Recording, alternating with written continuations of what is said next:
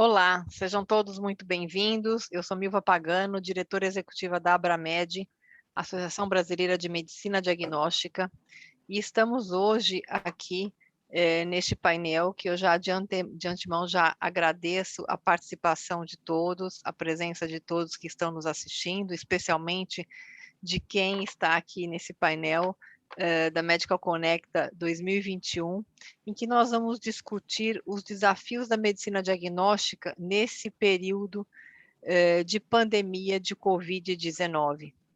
Estamos aqui com o Dr. Carlos Aita, que é o médico patologista e responsável técnico na DB Diagnósticos, com o Dr. César Penteado, que é diretor médico do Cura, Gabriela Brincas, diretora na Clínica Imagem, e Alex Galoro, que é o diretor do nosso Comitê de Análises Clínicas da Abramed e gestor médico do Grupo Sabin.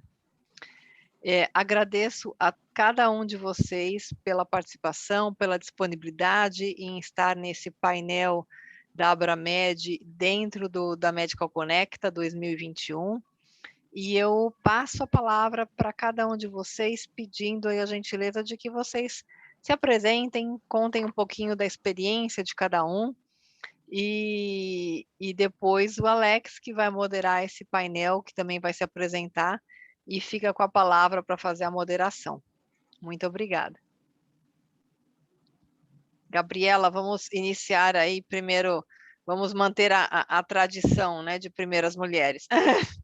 Muito obrigada, Milva. Agradeço a participação, o convite da Abramed nesse momento. Então, como você falou, me chamo Gabriela, estou há 15 anos no diagnóstico por imagem e atualmente estou como diretora de negócios da Clínica Imagem aqui em Florianópolis, aqui no sul do Brasil.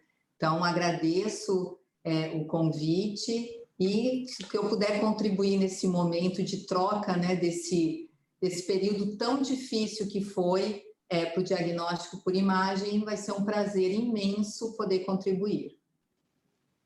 Obrigada, Gabriela. César, por favor, fique à vontade. Olá, obrigado à Abramed pelo convite de poder participar desse debate, dessa mesa no Conecta 2021. Eu sou médico radiologista, eu sou diretor médico do Cura Grupo, fico sediado aqui na região sudeste, mas também temos negócios aí no sul do país. E acho que é um assunto que a gente vem discutindo ao longo desse ano e meio, 2 aí da pandemia, então vai ser um bate-papo, uma troca de experiências e dos sofrimentos e sucessos que tivemos nessa pandemia e na busca de adaptações e evoluções do nosso trabalho aí. Muito obrigado, estou à disposição. Obrigada, César. Obrigada, Gabriela. Doutor Carlos, por favor, fique à vontade. Oi, boa tarde a todos. Também agradeço muito o convite para participar desse evento. Acho que é um painel bem interessante, né, de discussão para a gente entender o que aconteceu e para onde vamos, né? Acho que é uma boa oportunidade de refletir tudo que passamos. Então, eu sou médico patologista clínico, sou imunologista, minha especialidade dentro da especialidade, minha subespecialidade é imunologia. E sou o responsável técnico de várias unidades do Diagnóstico do Brasil, né, que é um laboratório de apoio. Então, eu faço assessoria médica e coordeno também a parte técnica das unidades. E, como todo mundo, sofremos muito e vamos discutir, então, o que podemos fazer para avançar agora. Obrigado. Obrigada, Carlos. Bom, olá a todos. Eu queria também agradecer à Abramed e aqui em nome da Milva e a Joyce na equipe de marketing pelo suporte, e sou Alex Galoro, médico patologista clínico também, fui companheiro aí do Carlos Aita na diretoria da SBPC e fico feliz com a companhia dele, do César, da Gabriela, né, todas as pessoas aí de responsabilidade, formadores de opinião, de grandes grupos e que podem compartilhar com a gente as experiências que tivemos aí durante esse período. Tá? Então, como já foi falado, o nosso tema é da Covid-19, os desafios para a medicina diagnóstica, e contextualizando aí, a gente teve, né, já há 1 ano e meio que estamos no meio de uma grande pandemia que trouxe bastante dificuldade, né? Um vírus que era desconhecido, que a gente não tinha e continua não tendo um tratamento específico. No início não tínhamos vacina e não tinha nem muita informação ainda de como lidar com eles. Então isso trouxe um grande impacto, né, desde a organização dos serviços, do movimento que a gente tinha, e que todos nós tivemos que nos adaptar, né, e tivemos que ter diferentes medidas em diferentes etapas dessa pandemia. Então, eu queria, nesse primeiro momento, fazer, né, uma rodada inicial com cada um de vocês para explicar, né, para quem está nos acompanhando, como foi vivenciar tudo isso, quais foram as principais dificuldades em cada uma dessas etapas e como que esses desafios foram superados, com que tipo de ação. Gabriela, se puder iniciar para a gente. Claro, Alex. Então, o primeiro caso aqui em Santa Catarina, né, de Covid, ele foi diagnosticado em Florianópolis, foi no dia 12 de março, né, de 2020. Então, nós vimos aí esse movimento muito rápido, né, desde o primeiro caso até chegar a isso dentro do diagnóstico por imagem. A clínica imagem, ela está inserida dentro de um complexo hospitalar, o Hospital Bahia Sul, então ela é uma porta eletiva inserida dentro de um hospital. Então, não somente os fluxos do diagnóstico por imagem tiveram que se adaptar de uma forma muito rápida, como o fluxo hospitalar. Então, nós tivemos aí um mês de março, né, de 2020 totalmente fluido e adaptado para esse início de pandemia. Então, o primeiro caso aqui em Florianópolis foi em março de 2020.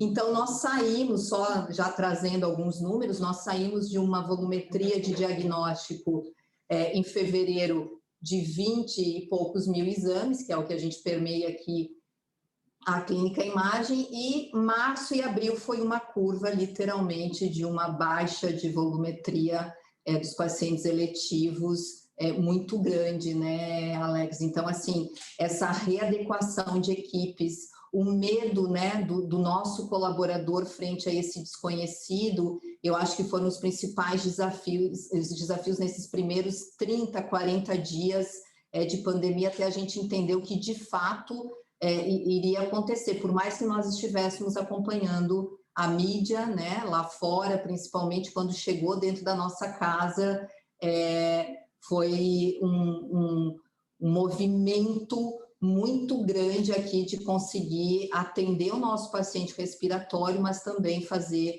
essas modificações de rotinas para tentar levar o eletivo o máximo possível. Então, essa foi um pouquinho da minha experiência aí no início da pandemia aqui em Florianópolis. Obrigado, Gabriela. César, pode compartilhar com a gente também? Obrigado, Alex. Eu acho que no início todos tivemos que ser bem ágeis dentro do possível. Então, no nosso grupo, a gente fez um comitê de crise, e dentro desse comitê de crise foram saindo novas ideias e outros comitês para a gente fazer esse atendimento. As reuniões eram bem frequentes, porque cada dia era uma nova informação, todos foram tateando como acontecer. Nós observamos também uma queda absurda da volumetria repentina. Nos nossos serviços hospitalares, também teve uma queda e depois houve um aumento para dar assistência, mas nos serviços ambulatoriais, principalmente aqui em São Paulo, que a gente tem um serviço ambulatorial, um pequeno serviço hospitalar, teve uma queda bem acentuada, né? E no início foi bem difícil para a medicina diagnóstica eletiva a gente conseguir se equilibrar. Não tinha nada disponível, era só os sintomas. E uma das primeiras boas sacadas, vou chamar assim, foi a gente poder oferecer na dúvida diagnóstica, um serviço de tomografia mesmo via ambulatorial. Ele tinha sintoma, a orientação no início era não ir para o hospital, era não fazer nada, ele queria fazer alguma coisa, o médico pediu a nossa ajuda. Apesar da nossa estrutura predial, vamos chamar assim, imobiliária, que até pouco tempo atrás a gente achava uma desvantagem ela ser fragmentada, térrea, bem espalhada, nessa pandemia veio com uma ajuda que a gente conseguiu isolar o setor de tomografia e fazer um fluxo seguro. Então, a gente escreveu um protocolo de fluxo seguro com várias medidas que acho que depois, na nossa conversa, nós vamos discutir, e viemos nos adaptando. O serviço de laboratório, né, de análises clínicas, com a evolução dos testes, a gente veio tentar se reequilibrar, e acho que da história é meio igual para todos os serviços aí, outros pontos mais específicos a gente vai discutindo ao longo do nosso bate-papo. Obrigado. Obrigado, César. E Carlos? Oi, obrigado também, Alex. No Diagnóstico Brasil também foi muito parecido, né? A ocorrência com todo mundo chegou em março, estávamos com um volume muito grande, né? Batendo recordes de produção, e em abril caiu, não chegou a parar, mas teve uma queda significativa, mais de 50%, ou pelo menos em torno de 50%. E a gente tem uma característica própria, nós somos um laboratório exclusivamente de apoio, nós não atendemos o paciente, né?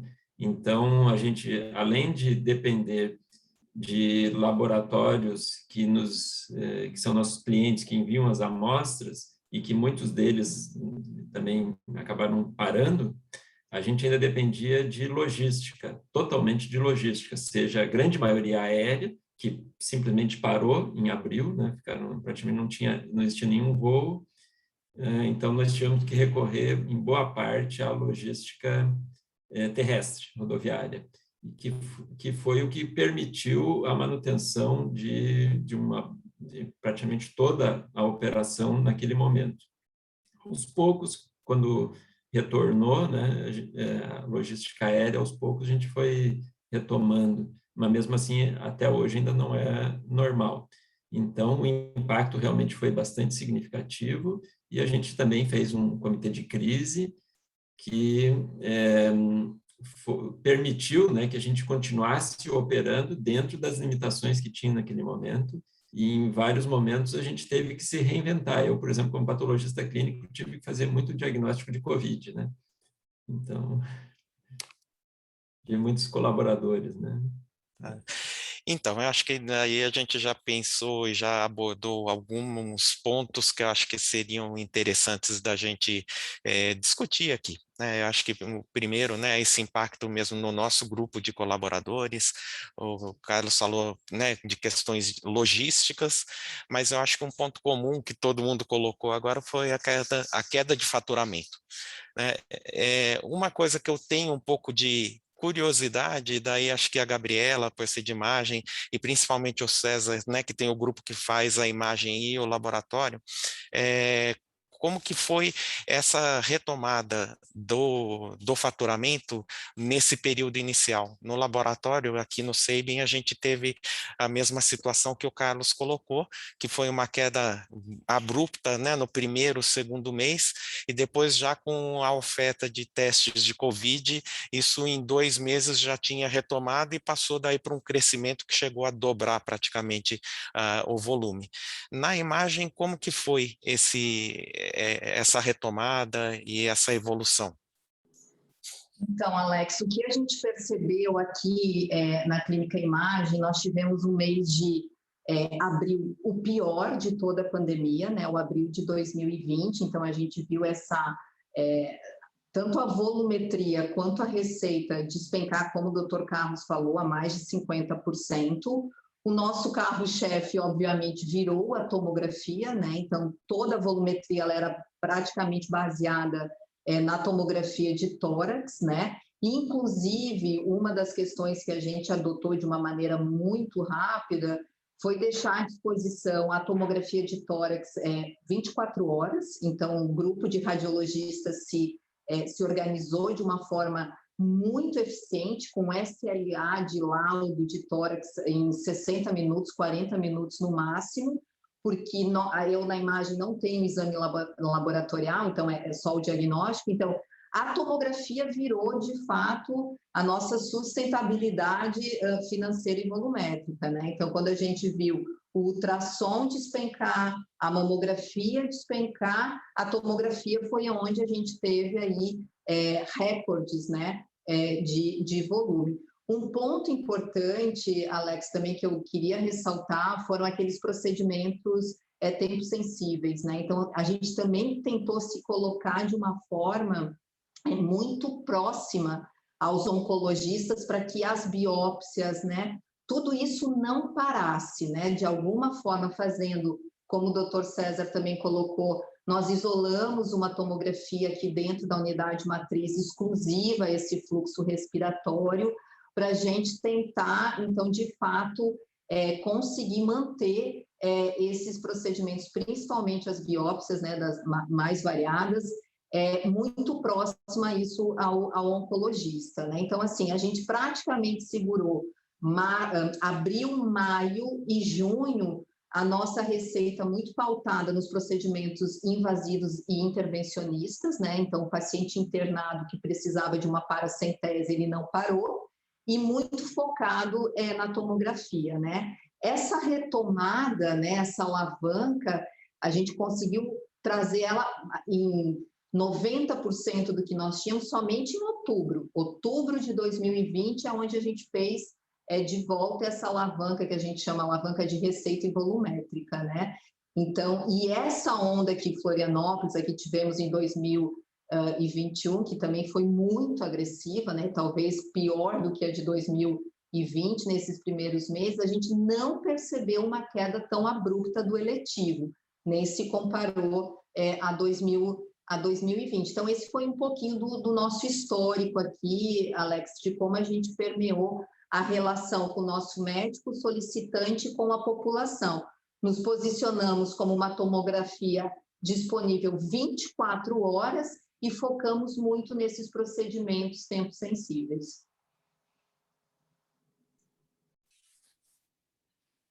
Posso seguir aqui, Alex? Com certeza, fica à vontade, César. Obrigado. É bom ouvir a doutora Gabriela. A gente passou uma realidade bem parecida mesmo. Quando teve uma queda bem abrupta, abril foi o pior mês, recorde, de um vale tremendo, e aí março já caiu um pouquinho, aqui em São Paulo, 17 de março começaram a fechar as coisas, então começou a cair. A gente também depende do solicitante, então os consultórios estavam fechados, as pessoas ficaram com receio de seguir os seus tratamentos, seus acompanhamentos, suas rotinas de imagem. Então abril foi um vale e começou a retomar maio, junho e julho, as coisas começaram a se organizar. Muito apoiado pela Tomo e muito apoiado também pelo laboratório. Mas a discussão aqui é no âmbito da imagem. Quando as coisas começaram a arrefecer um pouco no segundo semestre, a gente insistiu que as pessoas não parassem com suas rotinas e tudo mais, que a gente estava seguindo todos os protocolos. Mesmo antes da Anvisa soltar algum documento, fazendo algumas recomendações, a gente fez o nosso fluxo seguro e insistia nisso para que as pessoas, para poder dar apoio justamente nas equipes que não poderiam parar, né? Como a doutora Gabriela falou, outubro é o nosso Natal, é o Natal dos serviços de imagem. Outubro a gente sempre espera, torce por um outubro bom, que a gente consegue recuperar. Então teve até o Vale transformando numa melhoria no segundo semestre. Nesse primeiro semestre as coisas não foram tão bem, mas não tivemos aquele impacto, aquela curva arrasadora.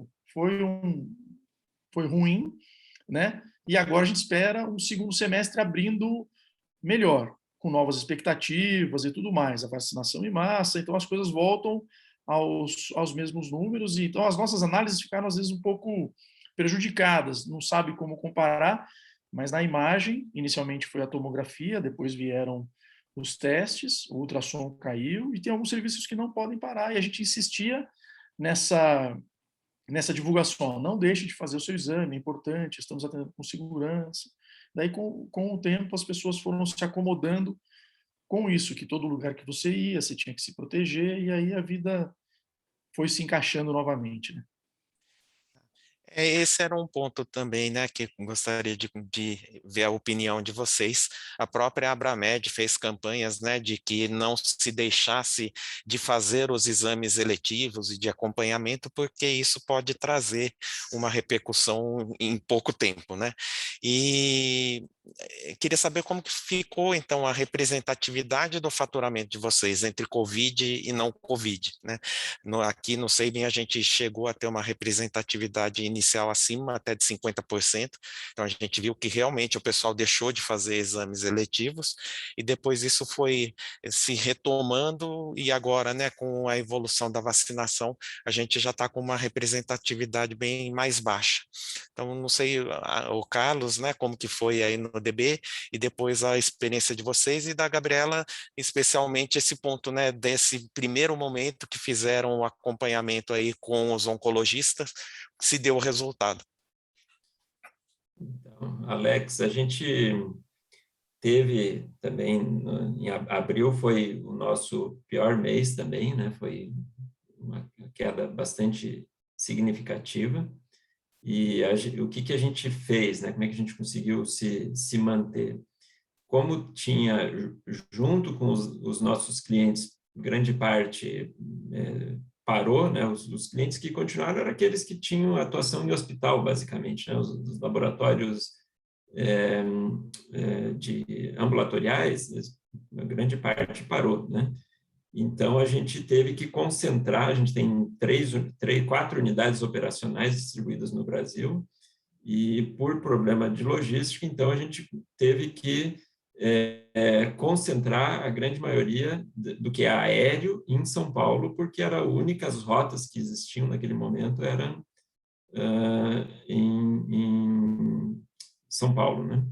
Então, as rotas do Sul, a logística do Sul, né, a unidade do Sul, ela atendeu basicamente via terrestre, rodoviária.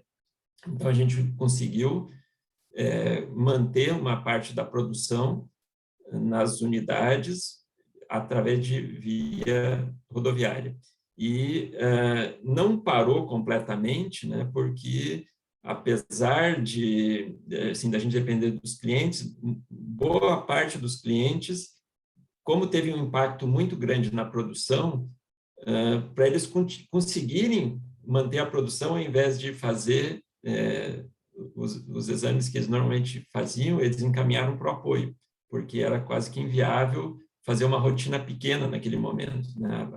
A parte de exame, de análises clínicas é muito dependente de produção, né? De rotina que você tem. Então, o custo, como fica muito caro, boa parte dos clientes acabou enviando para o apoio. Isso facilitou a continuidade da nossa atuação. A gente teve que mudar bastante o menu, né? Então, o menu de exames mudou drasticamente. Em abril, a queda foi muito grande. Foram os primeiros três meses foram se recuperando, assim, de abril, em maio já voltou alguma coisa, junho, julho, em agosto já estava uma boa parte já normalizada, mas certamente o faturamento era, grande parte era devido ao menu de exames COVID, né? Então, o impacto financeiro, ele se acalmou a partir de agosto, setembro, por aí, mas era um menu de exames diferentes, né, que a gente teve que se adaptar e assim, o que facilitou é que a gente teve uma ação rápida de incorporar esses exames, né, na rotina para poder continuar trabalhando, né? Eu vou pegar a deixa aqui, Alex. Eu falo assim, o diagnóstico por imagem também, ele mudou totalmente o menu do seu pupurri de exames, né? Então, é o que eu falo, você me questionou da oncologia, né? A gente viu se transformar a clínica imagem, volto a dizer, uma tomografia que fazia tomografia de tórax e a oncologia, porque eu acho que os oncologistas insistiram, principalmente naqueles pacientes de acompanhamento oncológico, que não deixassem de fazer, de fato, a tomografia. Então, eu tinha uma tomo que permeava isoladamente a COVID, a outra era baseada em procedimento intervencionista e os acompanhamentos oncológicos. E o que nos chamou também bastante atenção é que a gente conseguiu manter principalmente as biópsias num volume que a gente esperou que ia diminuir muito, né? Que ia diminuir muito essas biópsias, principalmente mama, tireoide, e a gente viu que teve um decréscimo não tão acentuado, por mais que vimos aqui a mamografia sofrer de fato muito, né? Até outubro ali, a mamografia talvez dentro da imagem junto com o ultrassom tenha sido o método de diagnóstico que mais sofreu aí nessa pandemia. Então, eu vi também que agora, né, não sei se isso permeia os colegas, que a imagem, aqui eu chamo a imagem mulher, né, o exame da mulher, ela voltou também numa velocidade agora muito rápida. Então, a gente está aí também fazendo movimentos de horário, de atendimento muito mais flexíveis para poder atender essa demanda que com certeza ela está reprimida ainda lá de 2020, né? Então, de fato, a oncologia, a gente viu que, acho que os oncologistas de fato conseguiram manter o seu paciente sobre esse ecossistema e agora essa volta da imagem mulher, né? Esse exame de rastreio mais forte também agora para 21.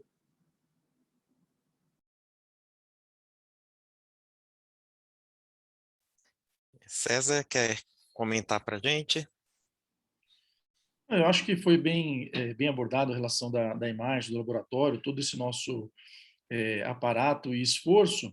E aí, como é que a gente teve que se equilibrar, né? A gente teve que lançar a mão de vários artifícios aí com jornadas reduzidas, suspensões. Não sei se vocês já querem entrar nesse tópico aí, para a gente ir dando seguimento.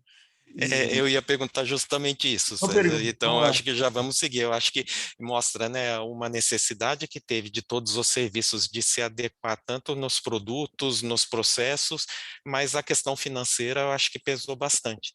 E daí, dentro dessa questão financeira como um todo, como que foi essa abordagem com o pessoal, né? Que a gente teve, inclusive, novas leis, incentivos, possibilidade aí de redução de jornada, demissões que, porventura, podem ter acontecido. Então, nesse aspecto financeiro, e daí com uma abordagem até trabalhista, como que foi? Acho que é interessante. Tá. Eu acho que a gente teve impacto no caixa, todos nós tivemos um grande impacto, uma deterioração do caixa, mas por causa de vários artifícios aí que foram oferecidos, a gente não precisou fazer tomada de nenhum novo recurso, então isso foi muito bom. Num primeiro momento, assustou a todos, né? Todo mundo viu o movimento despencando, os funcionários ficam ansiosos, os terceiros, os médicos também ficam, mas acho que a gente teve uma boa colaboração de todos. Em relação às demissões, já tinham algumas endereçadas, direcionadas, que faziam parte da evolução, que foram antecipadas. Depois vieram algumas medidas, como folgas, férias, para antecipação. Tiveram aí, ao longo desse 1 ano e meio, 2 medidas provisórias, acho, a 927 e 936, se eu não me engano, com jornadas reduzidas, e a gente aplicou para todo o grupo. Então, todos, de todos os cargos, de todas as hierarquias, entraram na medida provisória. Assim, a gente conseguiu tentar se reorganizar, reequilibrar, tirando alguns serviços hospitalares, que daí a gente teve que manter o pessoal 100% lá. E com essas novas medidas a gente tentou ir reequilibrando, se reinventando, esperando uma melhora e sempre tateando. Voltava uma turma antes, tentava ampliar o horário, dava certo, não dava, fazia uma reorganização, até esse portfólio de exames, ou o combinado de exames, ou o que vai estar disponível no mesmo horário, tudo isso a gente teve que se reinventar e eram reuniões até exaustivas, porque tinham algumas determinações, horários de funcionamento, fecha aqui, abre ali, serviço de saúde pode funcionar, enfim, e aí tudo isso a gente tentou se organizar nesses comitês para manter a atividade funcionando, atendendo os nossos clientes e dentro de uma realidade saudável aí financeiramente. Tá. Carlos, como que foi no DB? Então, no DB foi bastante parecido também. A gente, inicialmente, principalmente em abril, né, quando teve o impacto, assim, eu acho que o impacto maior foi de a gente não saber o que ia acontecer, né? Aquele risco, assim, o que eu posso segurar por um tempo, mas quando que isso vai acabar, né? Então, eu acho que aquela insegurança tinha que ser feita alguma coisa, né? Alguma medida. E se você toma uma medida muito tarde, eventualmente você não consegue segurar depois, né? Então, logo no início, houve, sim, um impacto, houve diminuição de quadro, e logo em seguida, quando entraram as medidas provisórias, né, e todas elas, tudo foi utilizado, né, então, o que estava previsto ali, a gente usou para preservar os quadros, então teve afastamento de equipes. Assim, o afastamento de equipes foi utilizado principalmente porque em algumas unidades a gente teve que diminuir a produção, né? Então a gente mudou o menu de exames e o menu de exames era concentrado em alguns locais e não em todos. Então, em alguns locais a gente teve que fazer diminuição de quadros, suspensão de atividades, e isso foi naqueles primeiros meses, né? Assim que a medida provisória auxiliou bastante, em seguida já ocorreu uma retomada da produção e a grande maioria do quadro, não é nem a grande maioria, né? Hoje em dia o quadro já está maior do que era antes, né? Em termos de retomada de produção. Então hoje já foi praticamente todo retomado, né? Mas obviamente foi um medo grande naquele momento, né? Alex, eu só vou contribuir que eu acho que o grande desafio foi a balança, né? Ao mesmo tempo que você via a diminuição dos exames, você via um dashboard de pessoas em afastamento explodir. Então, a corporação, a Hospital Care, logo no primeiro momento, a gente montou também um comitê de crise, todo dia, 5 horas, e os pilares, né? EPI, gente, colaborador infectado.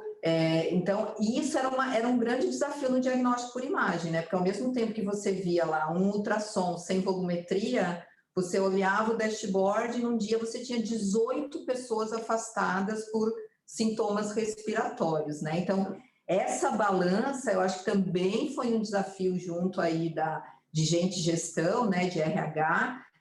Nós tivemos muitos colaboradores, né? Com sintomas, então o teste isola, cada estado teve, né, isola 10 dias, isola 8 dias, o familiar teve contato com alguém, isola. Então, eu particularmente, assim, foi um grande desafio de mantermos a busca volumétrica do diagnóstico por imagem. Volto a repetir, como nós estamos inseridos dentro de um hospital, os colaboradores, quando viram essa diminuição produtiva, eles mesmos começaram a se colocar à disposição. Olha, se precisar de gente na UTI, eu gostaria de ajudar. Então, houve também essa possibilidade da utilização da mão de obra, né, do diagnóstico por imagem em outras frentes do hospital. Aqui nós não tivemos demissão também, não houveram demissões, mas a gente teve, sim, um redesenho da estrutura como um todo, né? Então, assim, a gente viu um agendamento da clínica imagem ser colocado home office praticamente em 50%. Então, a gente utilizou do home também como uma forma de mudança estrutural dentro do diagnóstico por imagem. Gestantes, né? Eu não sei se vocês sofreram também, mas assim, a gente viu o número de gestantes aumentar de uma forma bastante significativa, né? Então, bastante colaboradoras afastadas, né, pela gestação. Então, acho que isso também impactou, principalmente aí dentro das áreas do diagnóstico da mulher, né, na mamografia, na densitometria. Então, cada pouco, temos mais uma gestante, afasta. Então, e acho que esse foi, de fato, viu, Alex, pessoalmente, um grande desafio de fazer essa balança, você ter a oportunidade de reduzir, né, mas não não realizamos, mas também o número de pessoas afastadas dia a dia é muito grande, né? Então, acho que isso foi talvez um dos maiores aí no dia a dia da operação. Então... Deixa eu só falar uma coisa. Quem ouve a gente conversando, a gente está bem tranquilo falando, que é muito bom. Mas na época, como foi corrido e sofrido, arrancava os cabelos diariamente, então foi bem complicado mesmo. Acho que todos sofreram bem parecido, então a gente está falando tranquilo, que é uma análise mais retrospectiva. Então hoje a gente já sabe lidar melhor com esses momentos, mas como era tudo novo, e acho que todos aqui só tem a agradecer a equipe de gente de gestão, a equipe do BI que nos abastecia com os dados, o pessoal da qualidade que nos apoiava em alguns comitês. Então acho que foi bem sofrido, mas estamos aqui discutindo um passado, e a realidade hoje a gente consegue contornar essas notícias de uma forma mais organizada. Aprendemos um pouco com essa crise.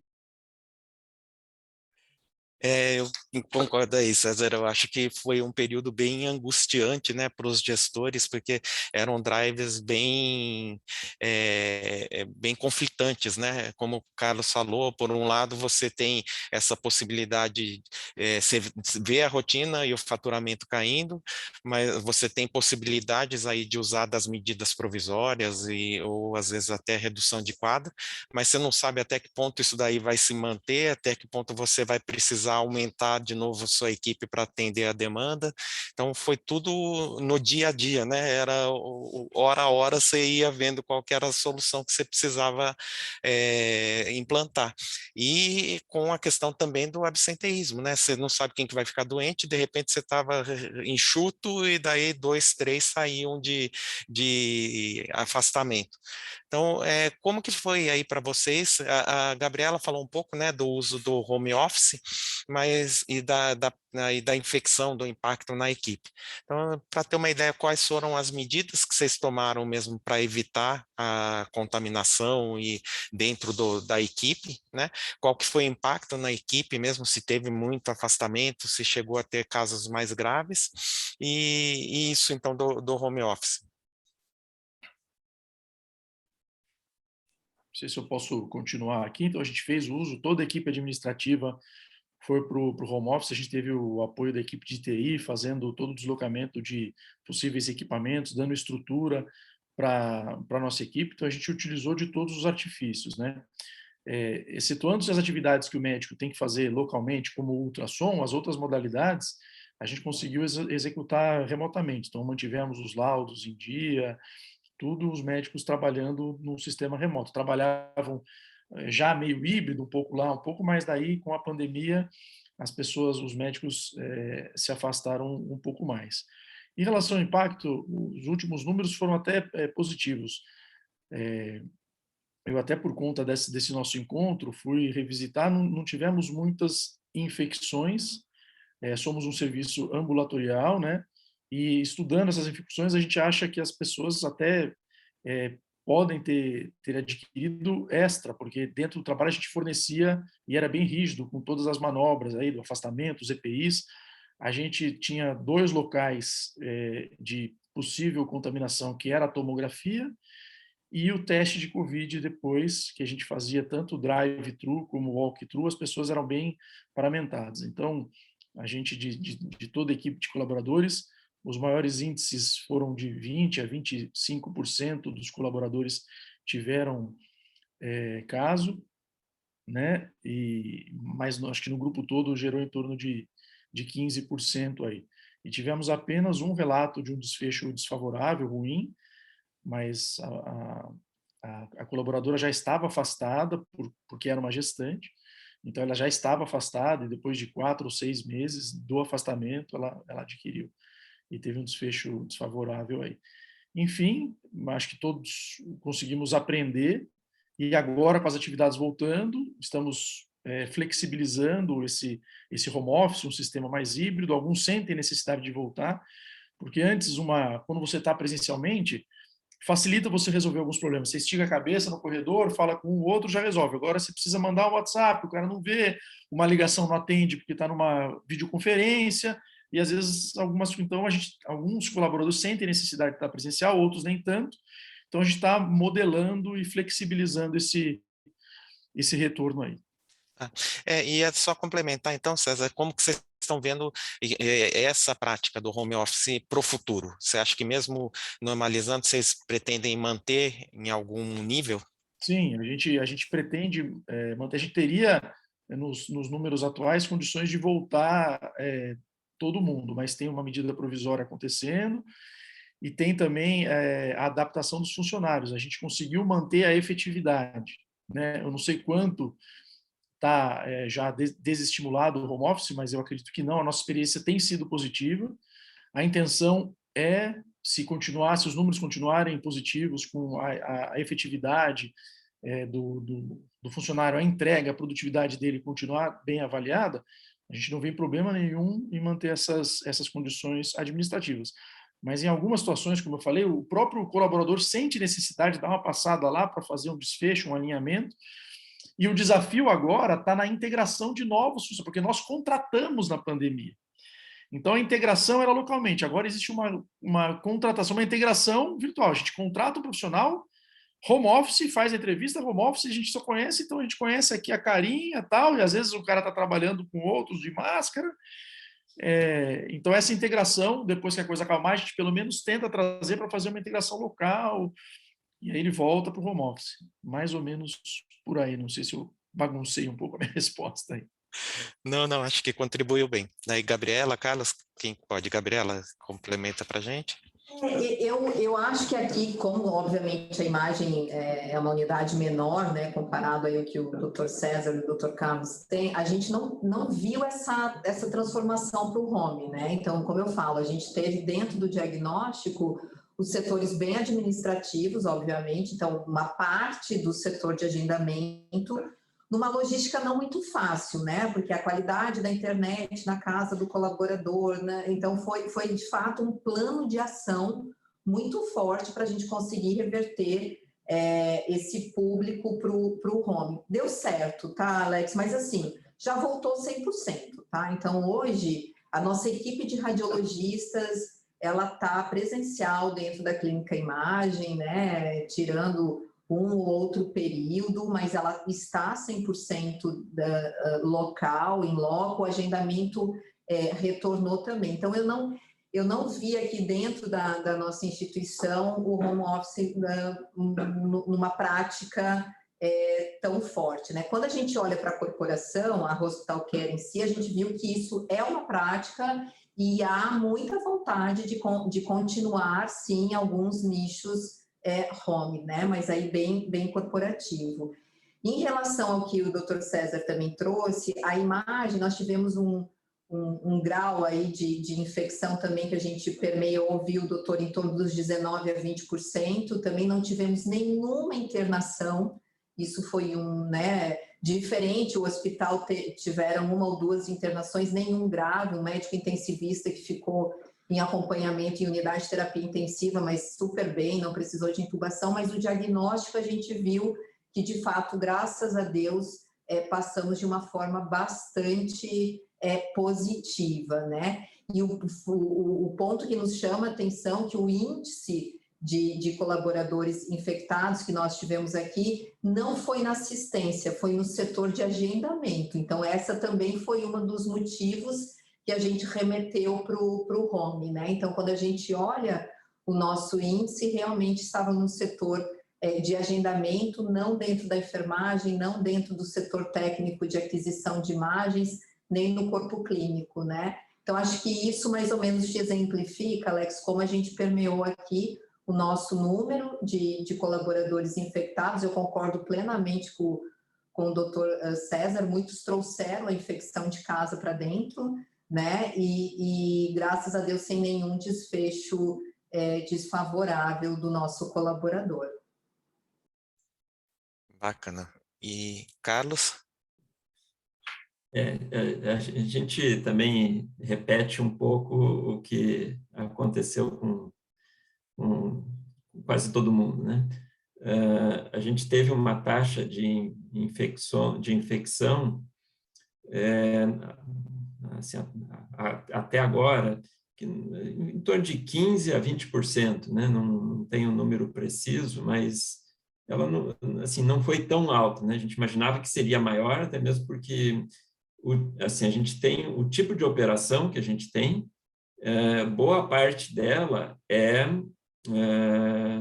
assim, é presencial. A gente, né, tem o laboratório clínico, apesar de exame hoje em dia ser basicamente equipamento que faz, alguém ainda precisa operar o equipamento, né? Então, a gente depende da atividade presencial ainda muito frequente.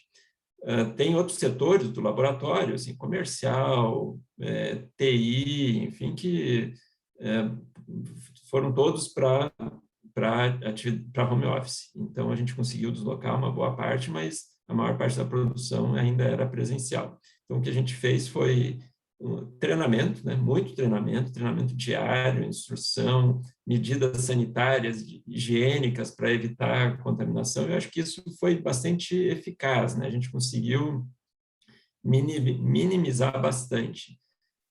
E, casualmente, o que a gente viu, inclusive, é que a taxa de infecção foi maior, foi superior em pessoas em home office do que trabalho presencial. Eu acho que quem estava em trabalho presencial, até pelo medo, né, de ir todo dia no trabalho e tal, a pessoa se cuidava mais do que aquele que estava em casa achando que estava protegido, que é uma coisa que a gente vê, né? Assim, a gente acho que isso é uma coisa já bem estabelecida, né? Que a gente vê que a boa parte pega em casa mesmo, né? Quando a gente se desarma, a gente acaba se fragilizando, né? Então, isso a gente viu bastante. E, bom, acho que era isso, né? Então, Agora, abordando então um outro tema, até que o Carlos comentou, foram as dificuldades de logística, né? No laboratório, a gente tem essa dificuldade de transporte das amostras, né, que são realizadas em apoio, e também tivemos que implantar a logística terrestre no SEIB. Mas além disso, né, isso acho que não impacta tanto a imagem, né, porque você já tem ali os equipamentos e acaba tendo a necessidade do deslocamento para ser realizado ali na clínica, mas não sei se tem algum outro aspecto, e também o aspecto de insumos, né, de transporte de insumos, desabastecimento. Queria saber aí como que foi esse impacto para vocês.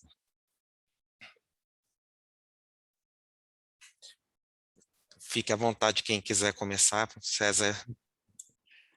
Então, Alex, tem impacto também na imagem, porque como a gente sobrevive, vive de insumos importados, tanto meio de contraste, por exemplo, como peças de manutenção de alguns equipamentos. Então, produtos importados, por conta da logística aérea, ficou uma situação bem complicada e crítica, né? Além de todos os outros sofrimentos que nós tivemos aí de insumos de uso comum, né? Como as luvas, máscaras, EPIs, que foi uma busca incessante no começo, possíveis desabastecimentos, e além da dificuldade logística dos insumos importados, um pouco o dólar veio crescendo no meio dessa pandemia, dificultando também algumas operações. A gente abordou alguns fornecedores, né, para ver o que a gente conseguia, como é que a gente conseguia recuperar ou equilibrar essas contas naquele momento, já que a operação estava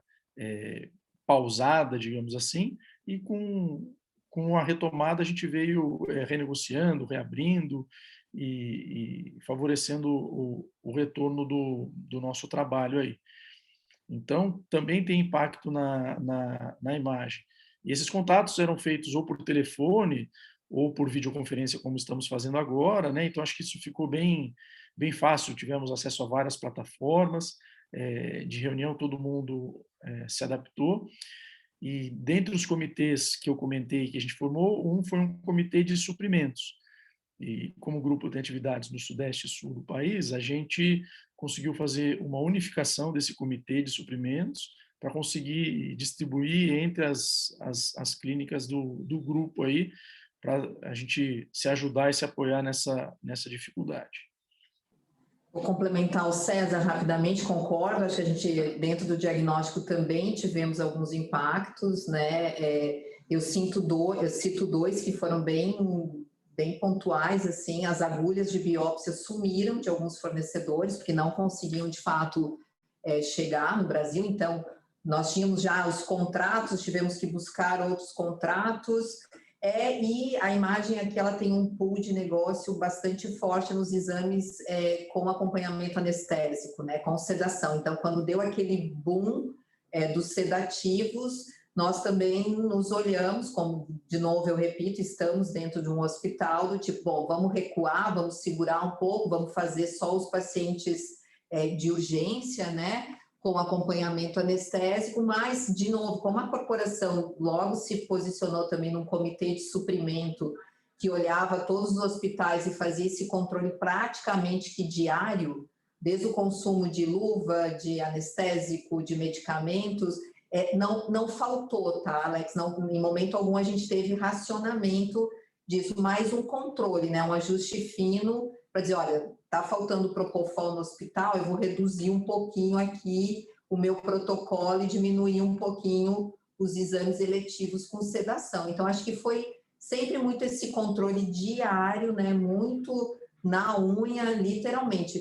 O que eu vejo, eu não sei se é a realidade de vocês, o que a gente está sofrendo hoje é quando a gente vê a nossa alavanca voltar, mas o nosso custo levando muito do nosso resultado, né? Porque, de fato, o nosso preço de compra, ele ainda é um preço de compra pandêmico, que eu chamo, né? A luva não voltou ao patamar que era, o EPI não voltou, então, e isso eu acho que o diagnóstico por imagem sofre ainda consequências muito duras da pandemia, é que a gente está voltando no volume, está voltando na receita, mas o custo ainda variável está nos consumindo de uma forma muito, muito ruim. Então, acho que eu sempre falo aqui internamente, que talvez seja um dos grandes reflexos da pandemia, é o quanto tempo a gente vai carregar esse aumento aí dos nossos consumos, consumíveis, melhor dizendo, do nosso dia a dia, né?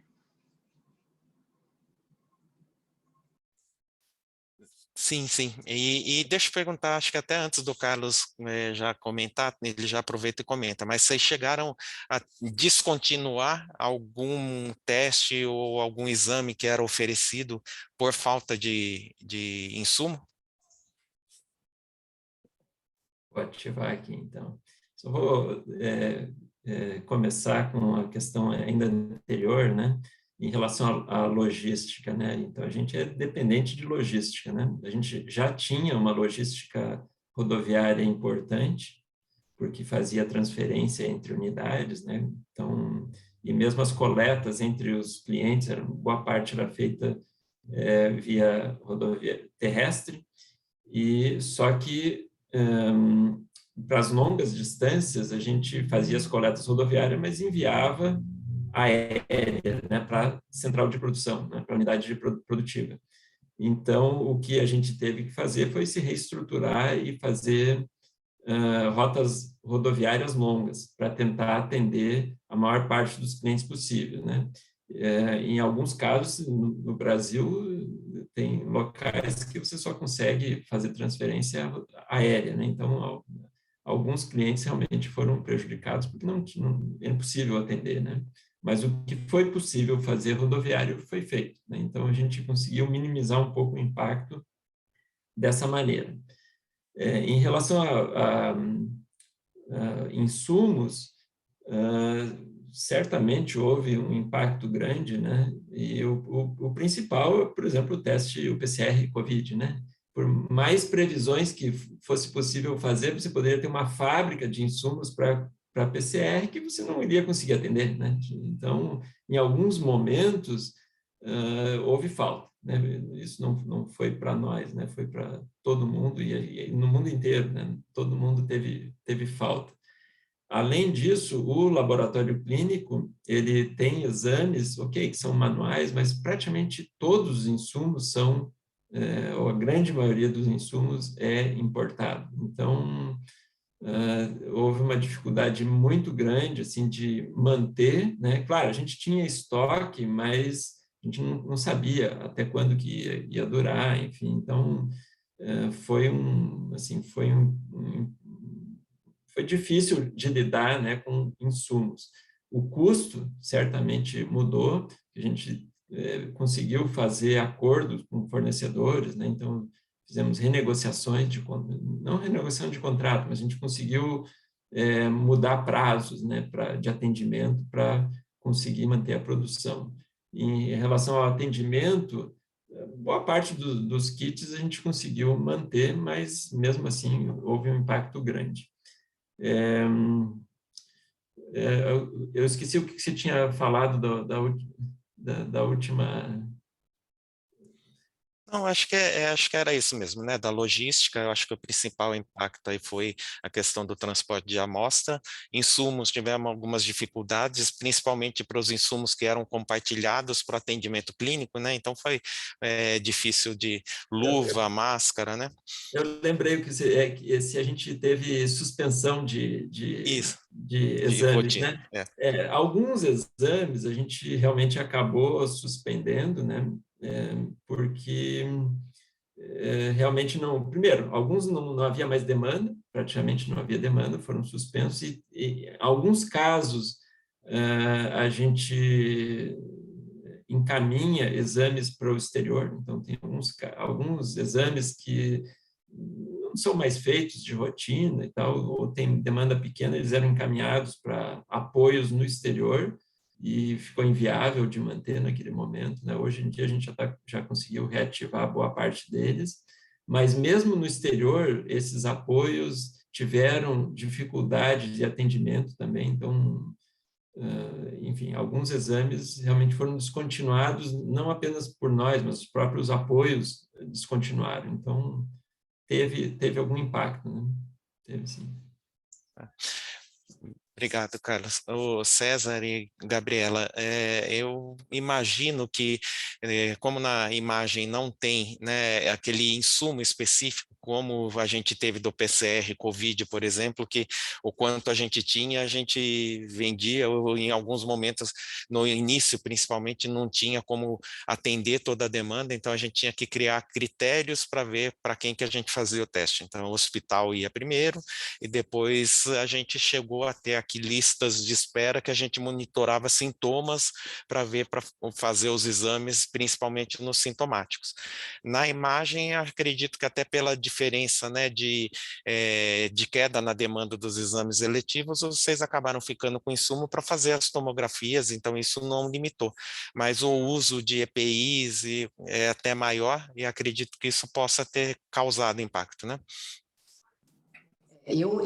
Alex, assim, eu volto a repetir, né? Eu vejo que a gente precisou criar rotinas de fluxo respiratório para dentro da sala de ultrassom. Então, a paramentação do médico radiologista, né, mudou completamente. Então, eu volto a dizer, até são algumas coisas que nós vamos permear por muito tempo, porque para mim, fluxo respiratório ele vai existir para sempre, né? Por mais que a gente tente desmobilizar essa tomografia que é dedicada à COVID, em horários, o fluxo respiratório ele está estabelecido para sempre, essa é a minha opinião, né? E a gente vê também que esses protocolos, né, de segurança que nós inserimos aí para alguns exames de diagnóstico, eles permeiam, só que esse custo, pelo menos aqui, é um custo que está sendo, de fato, absorvido pelo diagnóstico por imagem, né? Então, quando eu vejo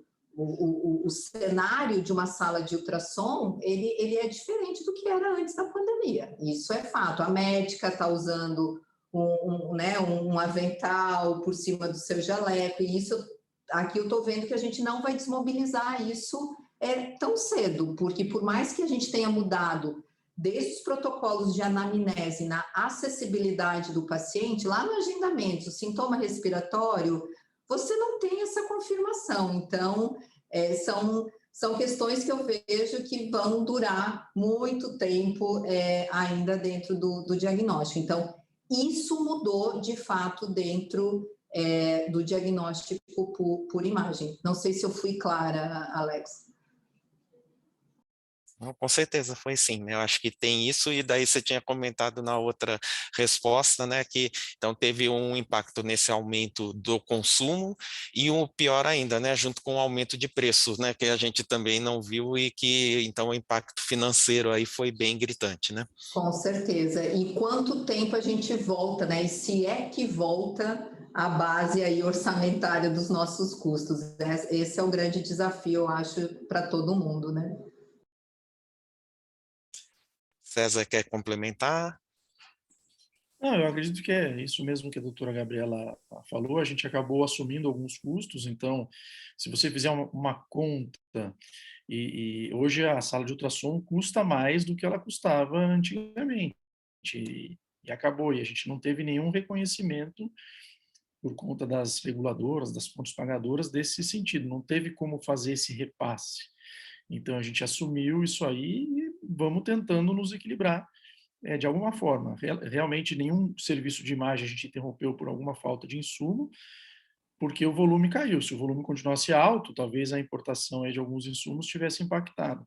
A gente conseguiu se equilibrar, manter as operações, porque elas estavam bem baixas, e vamos seguindo e aumentando esse custo, tanto da própria equipe operacional assistencial, biomédicos, técnicos, auxiliares, enfermeiros, como do próprio médico que está ali atuando com o paciente, que hoje tem uma paramentação totalmente diferente. E serviu para nós e para todo o serviço de saúde repensar em alguns fluxos mesmo de como a gente deve trabalhar dentro de um serviço de saúde, né?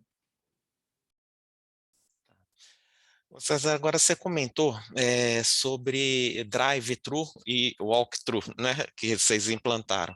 Isso acredito que funcione para laboratório, né? Para a imagem, teve alguma inovação desse tipo?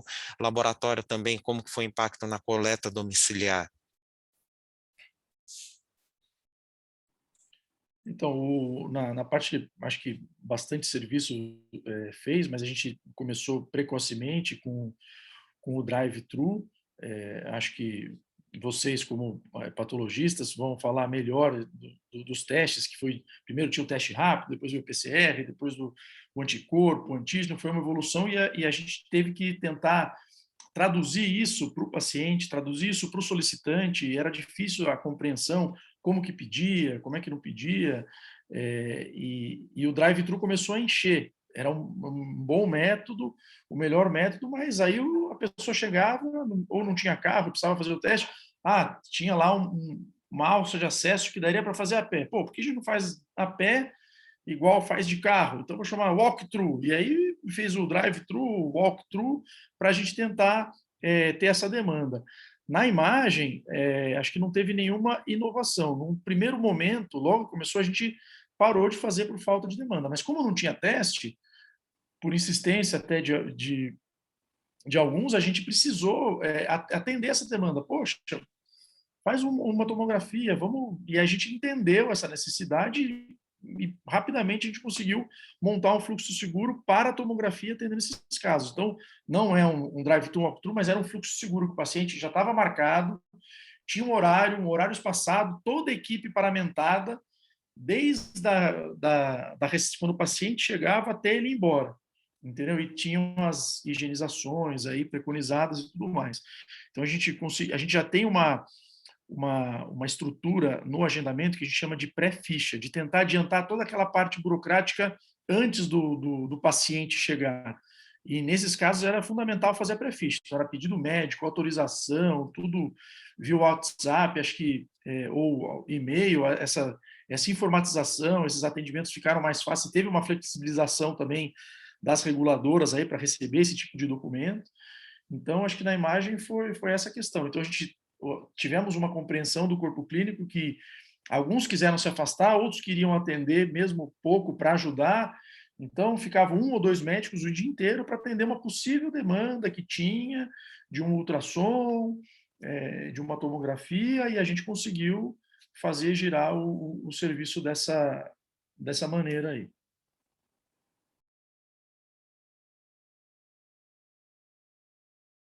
Gabriela, teve alguma coisa? E daí o Carlos também, né, por ser um laboratório de apoio, se teve alguma coisa nesse sentido.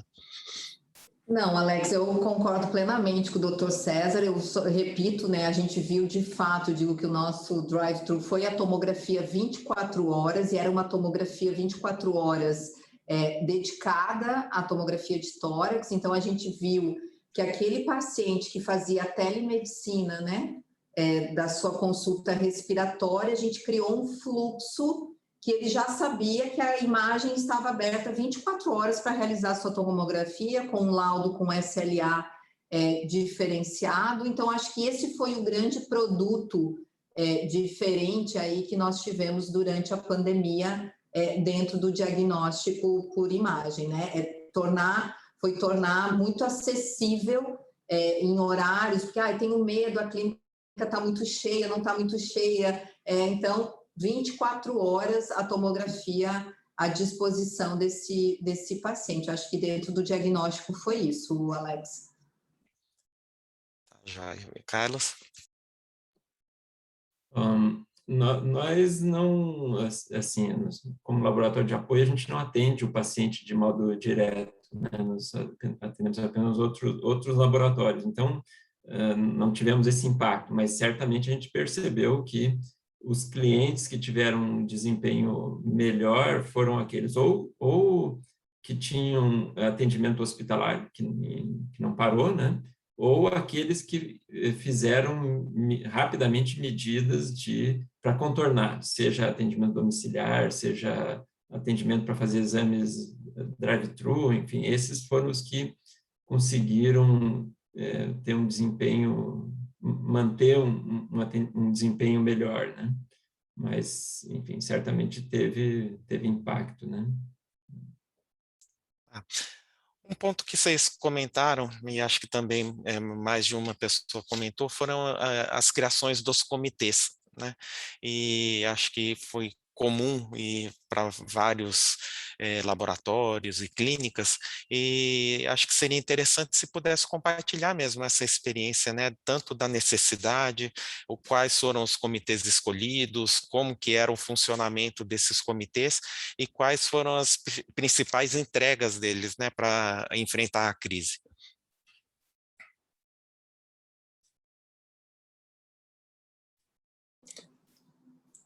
Bom, fui na sua frente, César, tudo bem? Então, Alex, aqui a corporação, então a Hospital Care, automaticamente ela criou o comitê, né, da Covid, então eram todos os dias às 17 horas, todos os hubs, né, todos os hospitais que compõem a rede, os serviços de diagnóstico por imagem, então cada um trazia seus pontos, né, então desde o suprimento,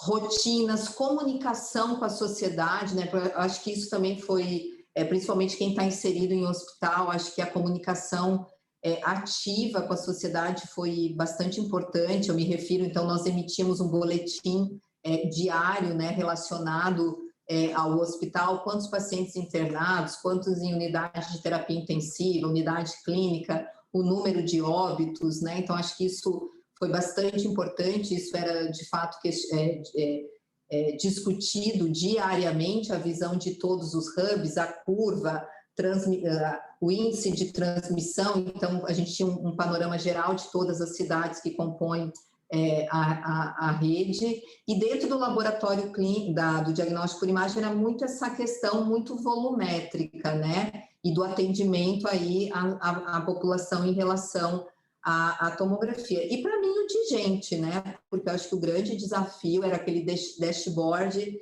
de gente de gestão, que você ficava quase na expectativa de saber, vou amanhecer com menos quantos, né? Menos 10, menos 20, menos 18, menos 30. E esse, para mim, de fato, eu repito, assim, talvez foi o que mais me trouxe uma certa aflição com a saúde do nosso colaborador, né, os impactos para a saúde dele, mas também dentro da instituição. Então, foi uma experiência básica. Quando entrou na crise mesmo dos suprimentos, né, acho que foi fundamental esse controle do estoque. Cada hub apresentava, levava para o corporativo e automaticamente o nosso tempo de abastecimento diminuiu muito, pelo menos a gente viu, né? Antes a gente tinha estoque para 20 dias, em alguns itens a gente passou a ter estoque de 72 horas, de 4, 5 dias. Então, esse aprendizado corporativo nos fez, com certeza, muito mais fortes do que se nós estivéssemos aqui sozinhos, isolados, né? Acho que essa é a minha contribuição. Bacana, Gabriela. Agora, César. Então, o primeiro comitê que foi instituído foi o de crise. Bom, temos essa situação, como que vamos fazer, né? Eu acho que uma das questões mais importantes é que algumas demandas vinham de alguns funcionários, de alguns colaboradores, e para a gente ter uma comunicação efetiva e uníssona, assim, né, para todo mundo falar a mesma coisa, era importante ser decidido no comitê, onde saíam as decisões das dúvidas. Quem que nós vamos dispensar? Qual o tipo de afastamento? Sintomático, assintomático que teve contato. Então, eram dúvidas diárias, que no começo o comitê era diário, depois passou para semanal, porque aí tinha o comitê de gente de gestão, tinha o comitê que eu fazia da área médica, tinha o de suprimentos, mas a gente teve um grande apoio de gente de gestão, um grande apoio da qualidade que participava de todos esses comitês para tentar aglutinar e trazer, porque cada dia podia sair uma normativa. Então, antes de ter um anúncio do prefeito, do governador, o pessoal já perguntava, nossa, o anúncio ia ser na hora do almoço, de manhã o funcionário já perguntava como é que ia ser o comportamento. Então, a gente já tinha que ter uma resposta uníssona para seguir. Então, em relação à informação, foi bem importante para evitar algumas situações que poderiam gerar desconforto para toda a operação. Então, era o comitê de crise, da onde saiu um protocolo de fluxo seguro, mesmo antes de sair da Anvisa. Aí saiu da Anvisa, a gente atualiza, vai fazendo adequação, sai outra portaria, aí veio a medida provisória, qual que vai ser a estrutura e a ordem das medidas, quem vai entrar na MP, quem não vai, como é que foi essa decisão, é só São Paulo e Sul, todo mundo junto, rede hospitalar ou ambulatorial. Então, saíam desses comitês. E o de suprimento também foi um dos importantes, justamente para redistribuir entre as clínicas do grupo alguma falta, alguma exigência. Acho que essas são as contribuições aí. Obrigado, César. E você, Carlos, no DB foram criados comitês ou teve alguma outra ferramenta para a gestão? Sim, foi criado um comitê de crise e um comitê gestor também que fazia a operação, né? Então, o comitê de crise foram selecionados líderes de cada setor para tomar as medidas com reportes diários, né?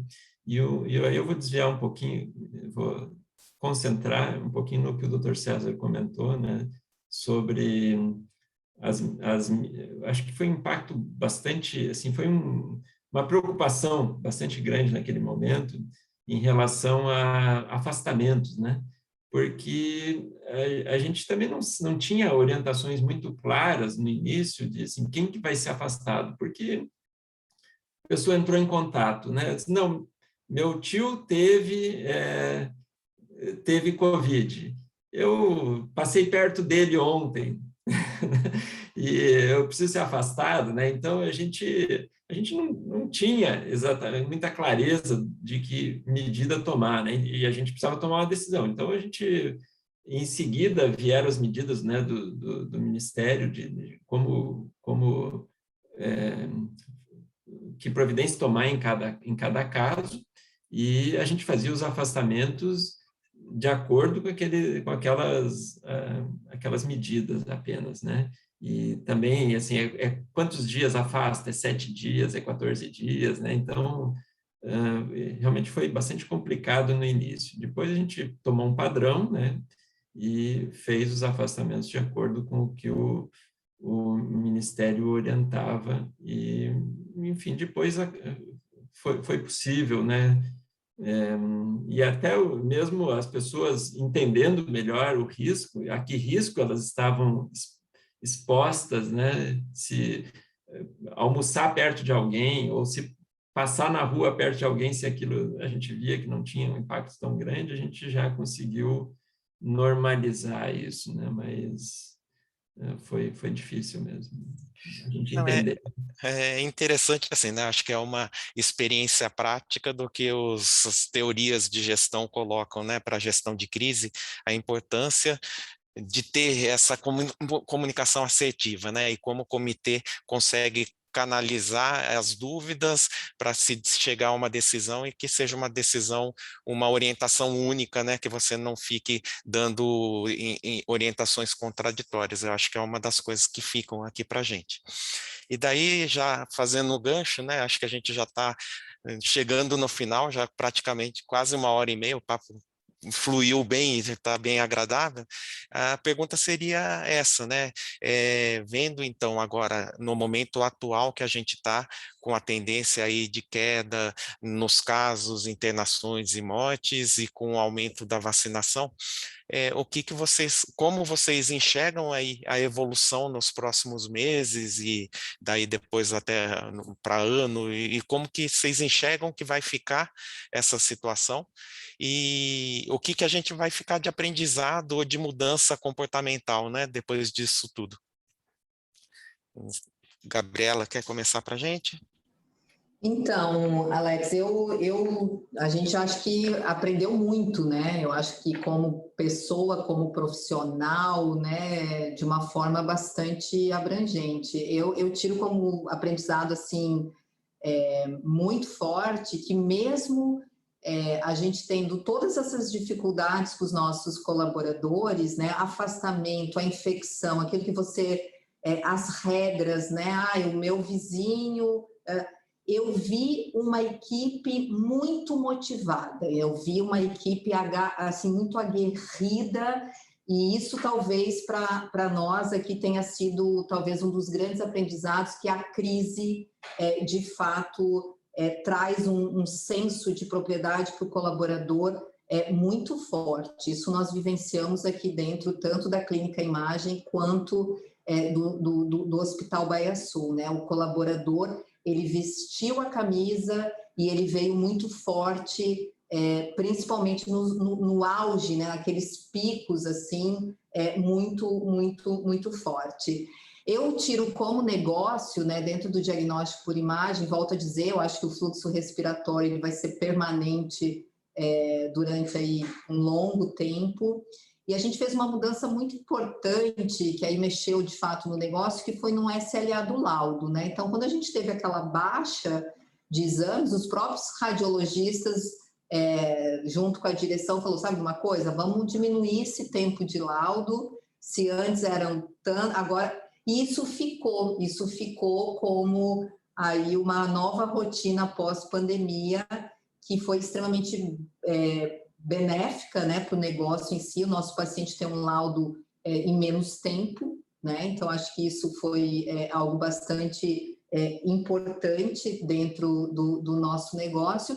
E eu acho que sim, aquilo que o Dr. César falou, os nossos protocolos de segurança, né, do dia a dia do diagnóstico por imagem, eles se renovaram, né? Eles trouxeram de fato aí uma seja de higiene, né, mudou. Isso eu vejo do diagnóstico pré-pandemia e pós-pandemia, isso muito forte, tá, Alex? E acredito muito nessa retomada do diagnóstico por imagem agora, nesse segundo semestre. Muita preocupação com o nosso custo, né, de fato, aí, acho que isso é acho que, viu, Milva, cabe mais um momento para a gente falar de custo dentro do diagnóstico por imagem, porque, de fato, a gente vê essa retomada, mas um custo aí que, de fato, consome muito resultado dentro do diagnóstico por imagem. Obrigado, Gabriela. César?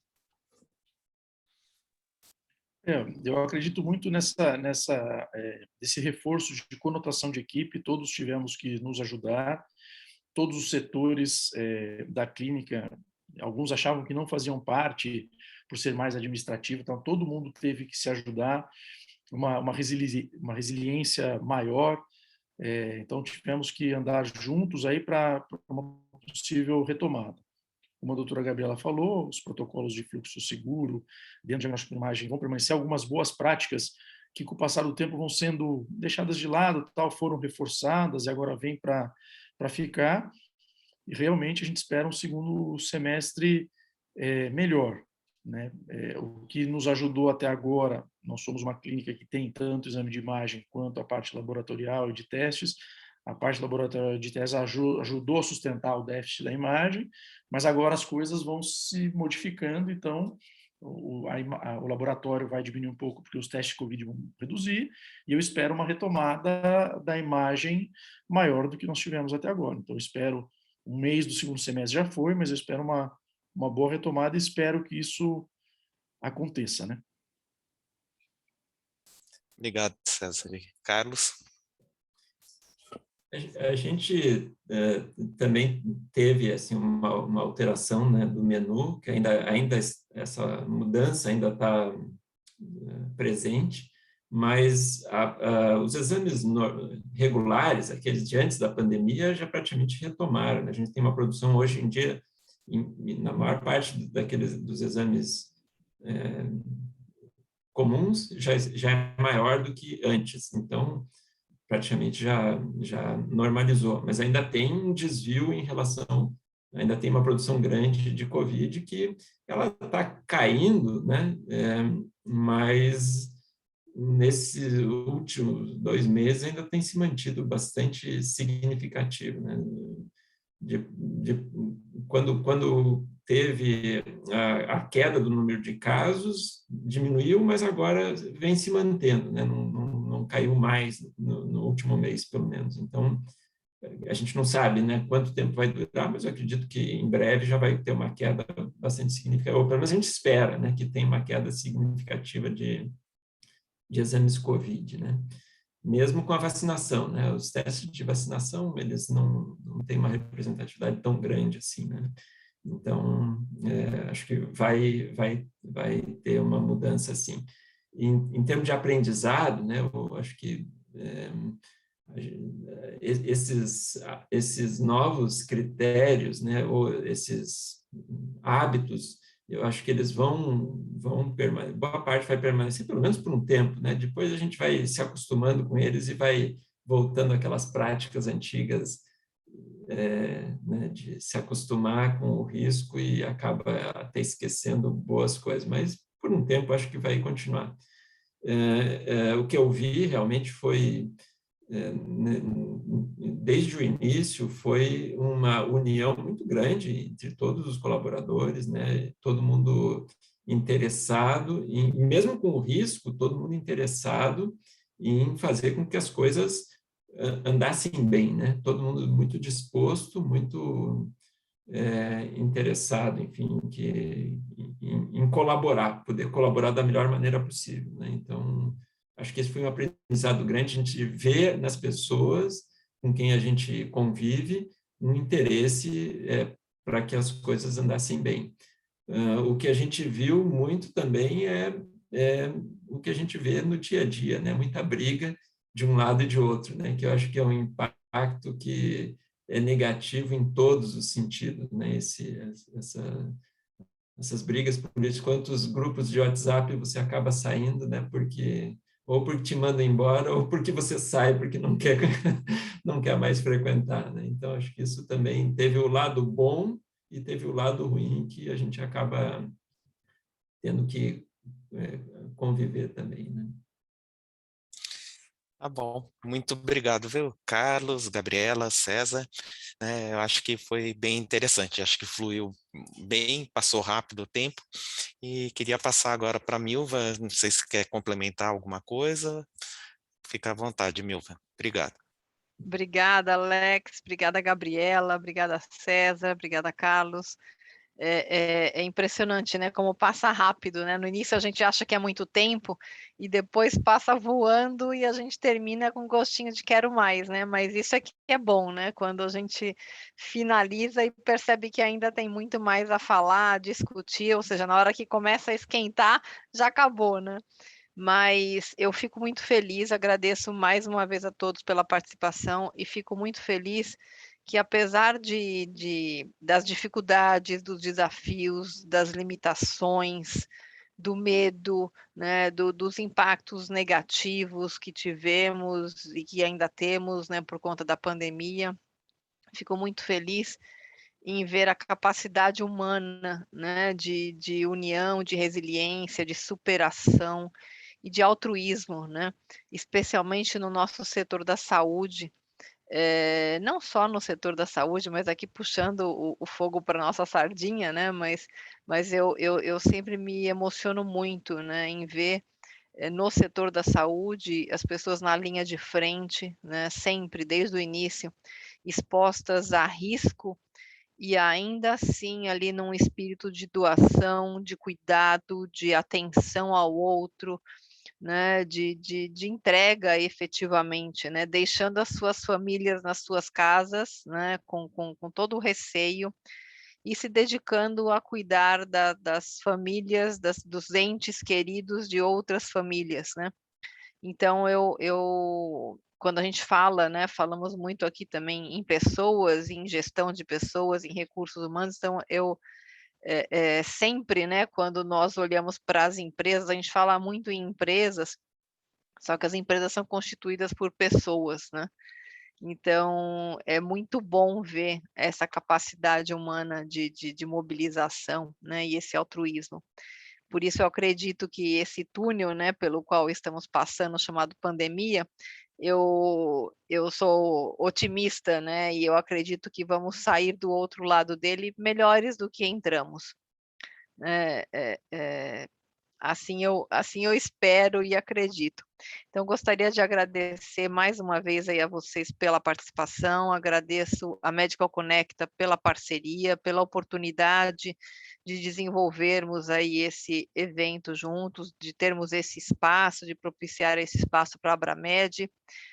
Agradeço a todos aí que nos assistiram e aproveito a oportunidade para convidar todos para estarem conosco no 5º Filis, né, que é um fórum internacional de liderança em saúde da Abramed, 5ª edição que acontece esse ano, pela primeira vez em um formato 100% online, que vai acontecer nos dias 13 e 14 de outubro, né, na parte da manhã dos 2 dias, com uma programação bastante rica. As inscrições já estão abertas no nosso site, www.abramed.org.br/filis, e reforço aqui que vai ser muito interessante contar com todos e com a participação de todos neste evento. Mais uma vez, obrigada, pessoal, e vamos continuar aí com a nossa batalha que ainda não saímos do outro lado do túnel, né, ainda estamos passando por ele. Muito obrigada.